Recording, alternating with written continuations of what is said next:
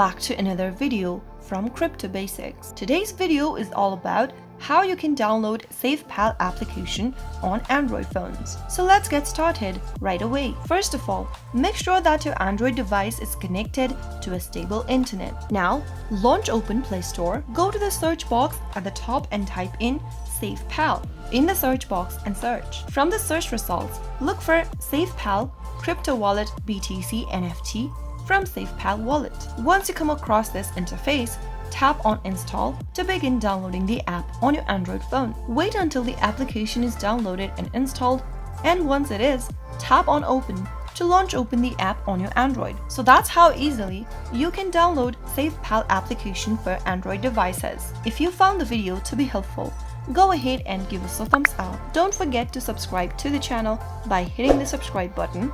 Also press on the bell icon so that you'll never miss another upcoming upload from us.